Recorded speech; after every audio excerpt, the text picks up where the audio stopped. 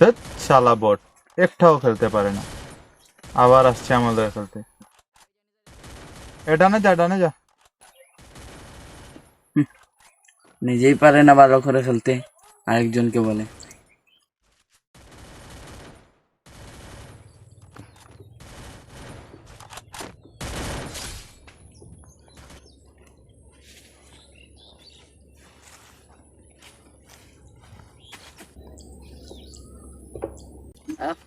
আসছে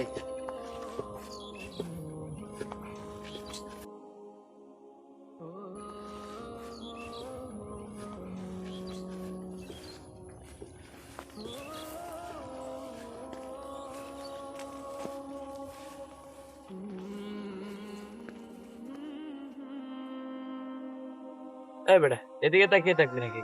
চল বেটা, ওই দেখ তোকে মারতেছে। আচ্ছা, শুনলাম ওনাকে কোরআনের হাফেজ হতে চায়।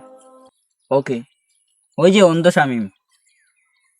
ও হ্যাঁ, আমিও শুনছি উনার খুব ইচ্ছে উনি কোরআনে হাফেজ হবেন। আর উনি নাকি আস্তে আস্তে কোরআন তেলাওয়াত করা শিখে ফেলেছেন। মুখে বললেই হলো নাকি? অনেকে চোখে দেখেই পারে না কোরআনে হাফিজ হতে, ও অন্ধ হয়ে কিভাবে পারবে? না ভাই, এগুলা বলা ঠিক না। ওরা চেষ্টা করলে কিন্তু অনেক কিছুই করতে পারে, কারণ ওরা আল্লাহকে এতটাই বিশ্বাস করে যে আল্লাহ তাআলার ফয়সালা ওরা হাসি মুখে মেনে নেয়। আর ওদের আল্লাহ তাআলার উপর বিন্দুমাত্র অভিযোগ নেই। আর আল্লাহ ওদেরকে সাহায্য করেন এবং ওদের সাথে সবসময় থাকে। থাক বেটা, এই এত জ্ঞান দিস না তো। তোকে কে বলছে তো জ্ঞান দিতে? যেখানে আসিস ওইখানে বসে থাক।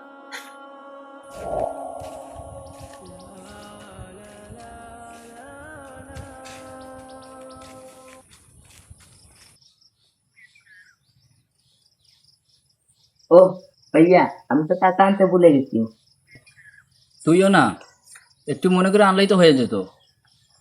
আচ্ছা, তুমি এই জায়গায় একটু বসো, আমি দৌড়ে গিয়ে নিয়ে আসছি। আচ্ছা।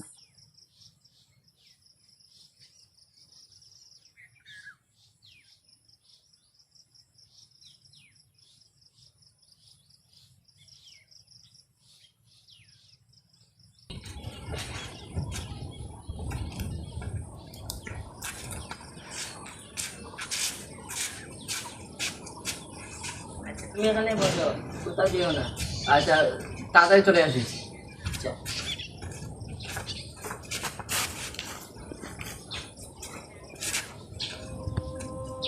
আল্লাহু লা ইলাহা ইল্লাহু আল হাইয়ুল কাইয়্যুম লা তাখুযুহু সিনাতুন ওয়ালা নাওম লাহু মা ফিস সামাওয়াতি ওয়া মা ফিল আরদ من ذا الذي يشفع عنده إلا بإذنه يعلم ما بين أيديهم وما خلفهم ولا يحيطون بشيء من علمه إلا بما شاء وسع كرسيه السماوات والأرض ولا يؤوده حفظهما وهو العلي العظيم মাশাআল্লাহ, অনেক সুন্দর তিলাওয়াত। কে কে ওখানে? লুকমান ভাই? হ্যাঁ আমি। তোমার তো তিলাওয়াত তো মাশাআল্লাহ অনেক সুন্দর। আর যদি তুমি চোখে দেখতে, হয়তো তুমি হাফেজ হতে পারতে। না ভাই, আমি অন্ধ, তাতে কি হয়েছে? তবে ইনশাল্লাহ একদিন আমি হাফিজ হব। তুমি হাফিজ হতে চাও, আর অন্যরা তোমাকে নিয়ে মজা করে। অন্যরা মজা করাতে আমার কি এসে যায়? কে কি বললো এগুলো তো আমার দেখলে হবে না। মানুষও তোমাকে নিয়ে মজা করে, কোনো কষ্ট লাগে না। কষ্ট লাগবে কেন? আমার রব চাচ্ছেন আমি যেন দুনিয়ার মূল্যহীন বস্তু না দেখে সর্বপ্রথম জান্নাত দেখি, আর রবের দিদারে যেন ধন্য হতে পারি।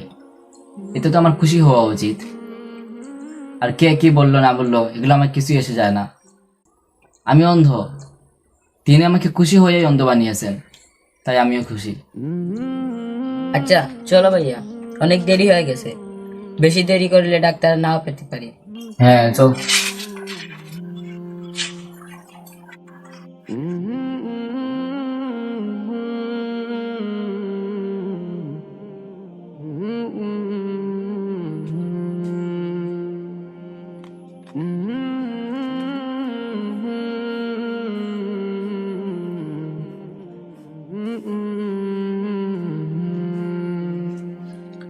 একজন অন্ধ মানুষের চিন্তা ভাবনা কতটুকু গভীর হলে, রবের প্রতি তার বিশ্বাস আর ভরসার জায়গা কতটুকু মজবুত হলে সে এরকম কথাবার্তা বলতে পারে।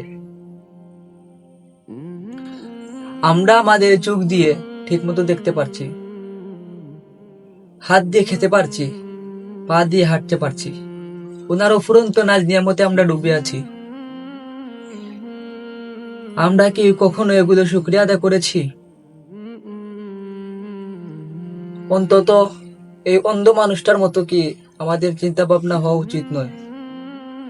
এই অন্ধ মানুষটার মতো কি একবারও ভেবে দেখেছি